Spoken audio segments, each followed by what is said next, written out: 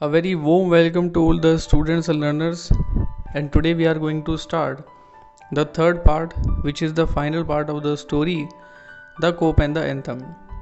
Second part के अंदर आप लोगों ने पढ़ा कि सोपी ट्रिक्स ट्राई करता है कि उसको जेल के अंदर डाल दिया जाए, लेकिन हर बार वो अपनी ट्रिक्स के अंदर फेल हो जाता है। तो लास्ट ट्रिक वो जब इस्तेमाल करता है तो उसको रेस्टोरेंट से बाहर फेंक दिया जाता है बजाय की पुलिस से पकड़वाने के। तो चलिए इस पार्ट के अंदर हम जानते हैं कि सोफ़ी जेल जाने में कामयाब हो पाता है या उसका मन बदल जाएगा। इस पार्ट के अंदर हम क्या पढ़ने वाले हैं, सोफ़ी अपने लक को दोबारा ट्राई करता है, लेकिन इस बार जो पुलिस वाले हैं उनका जो बिहेवियर है उसके प्रति बदल जाता है। सोफ़ी को सडनली रिमाइंड होता है अपना चाइल्डहुड, उसका बचपन का घर, उसकी मदर, और वो ये रिजॉल्व करता है, इस चीज़ का रेजोल्यूशन उठाता है, ये मन में दृढ़ निश्चय लेके आता है कि वो अपने तरीक़ों को बदलेगा। और सडनली क्या होता है कि उसको अपने कंधे पर एक हाथ महसूस होता है, और जैसे ही सोफ़ी पलट कर देखता है तो उसको एक पुलिस वाले को फेस करना होता है। Then he came to another cop standing in front of a big theater. He thought of something else to try. अब उसके दिमाग में आया कि कुछ और ट्राई करना चाहिए। तो जैसे ही वो थिएटर के सामने आया तो वहाँ पर एक दूसरा कोई कॉप खड़ा हुआ था। He began to shout as if he had too much of drink. His voice was as loud as he could make it. He danced and cried out. अब उसने इस तरह से चीखें मारनी शुरू की जैसे कि उसने शराब पी रखी हो, और उसकी आवाज़ इतनी तेज़ थी कि अपनी आवाज़ को उस पुलिस वाले के कानों तक पहुंचा सकता। उसने नाचा और उसने खूब चिल्लाया। And the cop turn his back to Soapy and said to a man standing near him, it is one of those college boys, he won't hurt anything, we have orders to let them shout. अब जो कोप था उसने अपनी जो पीठ थी वो घुमा ली सोफ़ी की तरफ से। उसके पास एक आदमी खड़ा हुआ था, उसने उससे कहा कि ये उन कॉलेज के लड़कों में से है, ये कुछ नहीं करेंगे, और इसलिए हमारे पास ऑर्डर है कि इनको जो चिल्लाना है वो चिल्लाने दिया जाए। Sophie was quiet, was no cop going to touch him, he begins to think of the island as if it were as far as a star. अब सोफ़ी सोच पड़ गया कि क्या वो जेल जा पाएगा कि नहीं, क्योंकि जेल अब उसके लिए ऐसा दिख रहा था जैसे कि वो इतना दूर है जितने की तारे। He pulled his thin coat around him, the wind was very cold. हवा बहुत ठंडी थी तो उसने अपना कोट खींच लिया। Then he saw a man in a shop buying a newspaper, the man's umbrella stood beside the door, Sophie stepped inside the shop, took the umbrella and walked slowly away. अब क्या होता है कि वो एक आदमी को एक न्यूज़पेपर के ख़रीदता हुआ देखता है एक दुकान में, तो और वो उस आदमी का जो अम्ब्रेला होता है वो डोर के बराबर में रखा हुआ था। तो सोफ़ी क्या करता है कि चुपचाप से अंदर जाता है शॉप के और अम्ब्रेला को उठा लेता है और धीरे धीरे दूर जाना शुरू कर देता है। Then the man followed him quickly, तब वो जो व्यक्ति था उसके पीछे एकदम आ गया। My umbrella, he said. Oh is it you, is it, said Sophie. Why don't you call a cop? I took it, your umbrella. Why don't you call a cop? There is one standing at the corner. ये मेरा umbrella है। अच्छा, ये तुम्हारा umbrella है, तो तुम police वाले को क्यों नहीं बुलाते जब तुम्हारा अम्ब्रेला है? बुला लो, कॉर्नर में खड़ा हुआ है, बुला लो। The man walked more slowly. अब जो आदमी था वो और ज़्यादा धीमे धीमे चला। Sophie did the same, Sophie ने भी सेम वही चीज़ को दोहराया, but he had a feeling that he was going to fail again. लेकिन उस बात का एहसास था उसको कि वो दोबारा फेल होने जा रहा है। The cop looked at the two man, police वाले ने दोनों व्यक्तियों की तरफ देखा। I said the umbrella man, that is you know how things happen. If that is your umbrella, I am sorry, I found it this morning in a restaurant.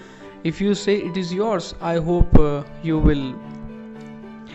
उसके बाद में क्या होता है कि ठीक है, मतलब कभी कभी ऐसे होता है।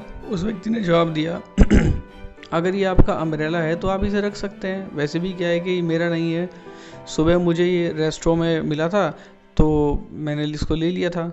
अगर आप कहते हैं आपका है तो मुझे उम्मीद है आपका ही होगा। It is mine, cried Soapy with anger in his voice. हाँ मेरा है। The umbrella man buried hurried away. जो छाते वाला व्यक्ति था वो दूर भाग गया।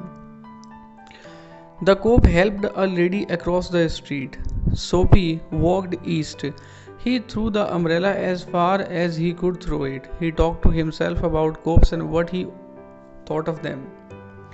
Because he wished to be arrested, they seemed to believe he was like a king who could do no wrong.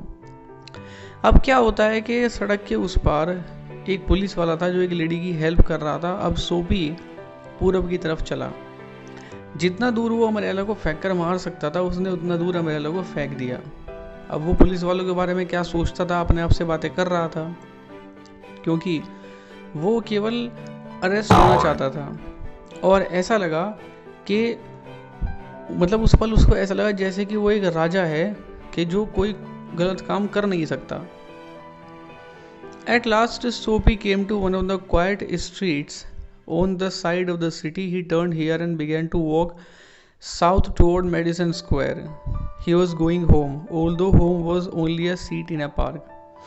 आखिर में क्या हुआ कि सिटी के साइड में जो एक गली थी, शांत गली, वहाँ सोपी आया। वो वापस मुड़ा, या मतलब यहाँ से वापस मुड़ा और उसने साउथ की तरफ चलना शुरू कर दिया। और साउथ में जहाँ मेडिसिन स्क्वायर था उसकी साइड, यानी कि वो घर जा रहा था। घर क्या था, उसका जो पार्क था, पार्क की सीट ही उसके लिए घर थी। But a very quiet corner, Sophie stopped. Here was his old childhood home. Through one window, he could see a soft light shining. That had been his living room, where he had spent many happy, peaceful moments. Sweet music came to Sophie's ears and seemed to hold him there. अब क्या होता है कि उस शांत corner पे Sophie रुका और उसने देखा उसके बचपन का घर, और वहाँ एक खिड़की थी। उस खिड़की से वो सॉफ्ट लाइट जो थी शाइन कर रही थी, उसको देख सकता था। और ये उसका लिविंग रूम था जहाँ उसने अपने ज़िंदगी के, बचपन के अपने जो पीसफुल मोमेंट्स थे वो गुजारे थे। अब जो मीठा मीठा संगीत था वो सोफी के कानों में आ रहा था और ऐसा लगा जैसे कि उसने सोफी को वहाँ रोक लिया हो। The moon was above, peaceful and bright. There were few people passing. जो चंद्रमा था, चंद्रमा उसके ऊपर था और शांत, बिल्कुल शांत लग रहा था, चमक रहा था, और बहुत कम लोग थे जो उसके पास से गुजर रहे थे। He could hear birds high above him. अपने ऊपर वो चिड़ियों को चहचहाते हुए सुन सकता था। And the music that came from the room held Sophie there, for he had known it well long ago. In those days his life contained such things as mothers and flowers and high hopes and friends and clean thoughts and clean clothes.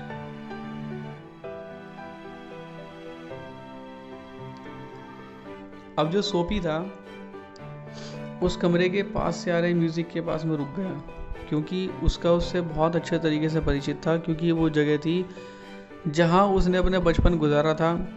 और उसके पास माँ थी, उसके पास फूल हुआ करते थे, उसके पास उम्मीद थी, दोस्त थे, अच्छे विचार थे, अच्छे कपड़े थे, सब कुछ उसके पास हुआ करता था उन दिनों में। There was a sudden and wonderful change in his soul. He saw with sick fear how he had fallen. He saw his worthless days, his wrong desires, his dead hopes, the lost power of his mind. अब एकदम से क्या होता है कि एक wonderful change उसके मन में आ जाता है, और वो बड़े डर के साथ में, कितना वो गिर चुका था ज़िंदगी में, उस चीज़ को देखता है। उसने देखा अपने उन वर्थलेस डेज़ को, अपनी उन गलत इच्छाओं को, अपने उन डेड होप्स को, और अपने उस माइंड की पावर को जो खो चुकी थी। And also in a moment his heart answered this change in his soul. He would fight to change his life. He would pull himself up out of the mud. He would make a man of himself again.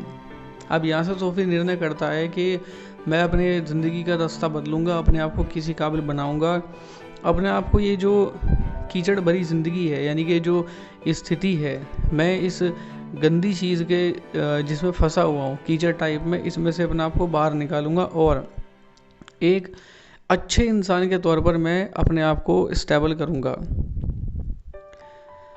There was time he was young enough he would find his old purpose in life and follow it. That sweet music had changed him. Tomorrow he would find work. A man had once offered him a job. He would find that man tomorrow. He would be somebody in the world. He would. Sophie felt a hand on his arm. He looked quickly around into the broad face of a cop. Sophie ये सब सोच रहा था कि अब मैं ज़िंदगी में कुछ नया परिवर्तन लेकर के आऊँगा। वो जवान था, उसके पास समय था, उसके पास एनर्जी भी थी और सोफी मन में सोचने लगता है कि मैं कल से ही किसी काम को पकड़ लूँगा। और इनफैक्ट एक व्यक्ति था जिसने मुझे काम के लिए बुलाया था, मेरे सामने किसी जॉब को ऑफ़र किया था। मैं दोबारा उस व्यक्ति को ढूंढूंगा और मैं काम करूँगा। अब यहाँ से शुरुआत होगी मेरे कुछ नई से कुछ बनने की। हाँ, मैं बनूँगा। तो जैसे ही सोफी ये सब चीज़ें सोच रहा था, उसने अपने कंधों पर एक बड़े स्ट्रॉन्ग हैंड को फील किया। जब सोफी ने पलट के देखा तो एक पुलिस वाला खड़ा था जिसका एक बड़ा ब्रॉड फेस था। तो वो अब सोफी उसकी तरफ देख रहा था। What are you doing hanging around here? क्या कर रहे हो यहाँ पर? Nothing. You think I believe that? तुम्हें क्या लगता है मैं तुम्हारी बात पर यकीन कर लूँगा? Full of his new strength, Sophie began to argue. अब चूंकि नया मोटिवेशन सोफी के अंदर आ चुका था, सोफी उससे बहस करने लगा। And it is not wise to argue with the New York cop. और न्यूयॉर्क के सिपाही से बहस करना ये आपके लिए अच्छी चीज़ नहीं है। कम अलॉन्ग, मेरे साथ चलो। 3 months prison on black wall island, said the जज टू सोफी नेक्स्ट मॉर्निंग। और अगले दिन सोफी को जज ने 3 महीने की सज़ा सुना दी जहाँ वो जाना चाहता था। So this was the story, The Cop and the Anthem. I hope you have enjoyed the story very much and I think you have got the idea that O. Henry wanted to convey through this short story. जो idea convey करना चाहते थे O Henry, I think उस idea को आप समझ चुके हैं। यानी कि हम ये चीज़ कह सकते हैं कि इंसान जब तक बुरा है, शायद बुरे इंसान का भी कोई व्यक्ति कोई कुछ बिगाड़ नहीं सकता, लेकिन जब जैसे ही इंसान अपनी ज़िंदगी का रास्ता बदलना चाहता है, अच्छाई के रास्ते पर चलना चाहता है, तो तभी कुछ ना कुछ ऐसा मिसहैपनिंग होती है कि वो उसके इरादों को दोबारा बदल देती है। सोफी जब तक ये सोचता रहा कि उसको जेल जाना है तो वो जेल नहीं जा पाया। लेकिन फाइनली जब वो अपनी लाइफ में एक नए विचार के साथ कोई नया परिवर्तन करना चाहता है, तभी उसकी लाइफ में जैसा वो चाहता था फिर वो वैसा हो गया। जेल जाना चाहता था और आखिर में वो जेल ही पहुंच गया, डिस्पाइट उसने लास्ट में ये चीज़ को चाह नहीं था। जब हमने इस स्टोरी की शुरुआत की थी तो स्टोरी की शुरुआत में he needed to go to jail desperately, but in the end of the chapter, in the end of the story, Sophie relinquished the idea to go to the jail and he decided he would turn around his life and he will begin a new chapter and he will live up to a real man, an honest man. लेकिन उसकी सारी चीज़ें धरी की धरी रह जाती हैं जब उसको पुलिस वाला पकड़ कर ले जाता है और जज उसको 3 महीने की सज़ा सुना देता है। तो इस स्टोरी को आप बिल्कुल पॉजिटिव वे में लीजिएगा, इसको ऐसे मत लीजिएगा कि इंसान अगर बुरे काम करेगा तो उसका कोई कुछ बिगाड़ नहीं सकता, अच्छे काम करने वाले के साथ हमेशा बुरा होता है। इस स्टोरी का उद्देश्य ये नहीं है, सिर्फ व्यक्ति का जो एक पर्सपेक्टिव होता है कि कभी कभी ऐसा होता है लाइफ में जब हम कोई चीज़ चाहते हैं तब वो हमें नहीं मिलती, और जब हम कोई दूसरी चीज़ चाहने लगते हैं तब कहीं ना कहीं जिस पहली चीज़ को हमने चाहा था वो चीज़ हमें मिल जाती है in a very sudden manner.